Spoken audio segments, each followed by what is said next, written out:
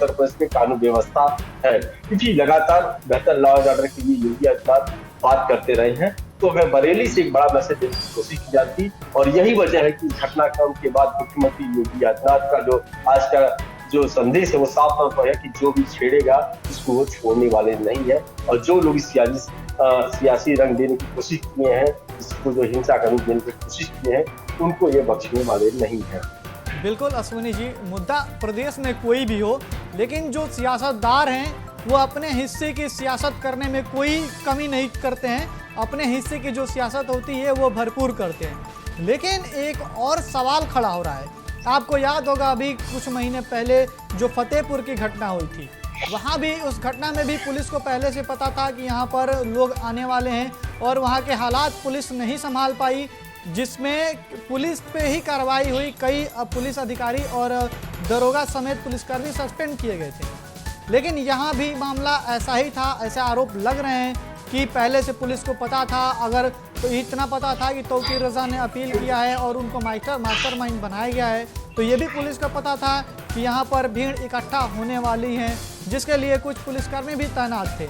लेकिन क्या फतेहपुर की तरह यहाँ पर भी पुलिस की लापरवाही देखी जाएगी, या केवल प्रदर्शनकारियों को खोज कर उनके ऊपर धाराएं दर्ज कर उन्हें जेल भेजा जाएगा? क्या लगता है आपको? देखिए, जाहिर सी बात है कि पुलिस को इस भीड़ का इतना बड़ा अनुमान नहीं था। ये था कि मौलाना तौकीर राजा के आह्वान पर लोग बुलाए आ रहे हैं, जो प्रदर्शन करेंगे और साथी रंग से प्रदर्शन होगा, उसके लिए बाकायदे पुलिस बल भी तैनात किया गया था। जब ये लगा कि अगर मौलाना तौकीर रजा वहां पर जाएंगे और किसी तरीके का बयान दे देंगे, शायद से मामला बिगड़ जाए, क्योंकि जब कहीं पर ज्यादा लोग इकट्ठा हो और जब उनका जो लीडर जो नेतृत्व कर रहा है, पूरी घटना लोगों को बुला रहा है, अगर वो कोई प्रतिक्रिया देता दे तो उसका एक्शन जो रिएक्शन होता है वो बहुत तेजी से होता है। और यही वजह है कि मौलाना तौकीर रजा को इस कार्यक्रम में शामिल होने नहीं दिया गया, उनको हाउस अरेस्ट कर लिया गया था।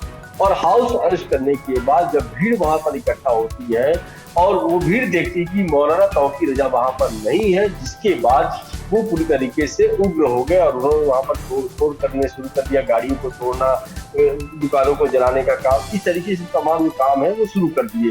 तो यानी कि कहीं न कहीं जहाँ पर लोकल इंटेलिजेंस भी फैले, उनको भी साथ उम्मीद नहीं थी कि इतनी ज्यादा भीड़ वहां पर इकट्ठा हो गई। हालांकि पुलिस बल तैनात थी, लेकिन बड़ी संख्या में भीड़ को कंट्रोल करने में वो शुरुआती दौर में सक्षम नहीं हो पाए, और जिसके बाद उन्होंने बल का प्रयोग किया, बकायदे लाठी चार्ज किया गया, और उसके बाद जो है भीड़ को छितर बितर करने की कोशिश करने की पूरे 3 घंटे तक जो पुलिस है उसको मशक्कत करना पड़ा और पूरे मामले को कंट्रोल करने की कोशिश की गई।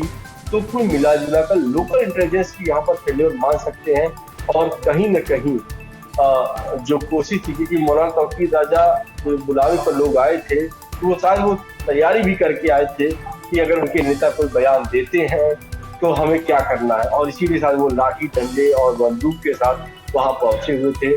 और जब उनके नेता वहां नहीं दिखाई दिए तो उन्होंने अपना रिएक्शन जो है दिखाना शुरू कर दिया, जिसके चलते पूरी बरेली जो है वो दंगों की आग में कूद गई।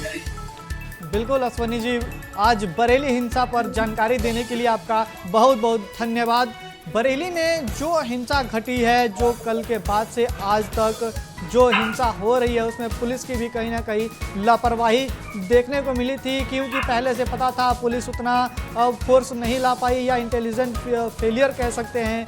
लेकिन इस वक्त हालात सामान्य बताए जा रहे हैं और वहां पर 48 घंटों के लिए नेट सेवा को बाधित कर दिया गया है, नेट सेवा बंद कर दी गई है, ताकि इस वजह से कोई और हिंसा या सोशल मीडिया पर कोई खबर या अफवाहें ना फैल पाए, जिसके लिए बंद कर दी गई है। फिलहाल आज के लिए हमें दीजिए इजाज़त। देखते रहिए पंजाब केसरी टीवी।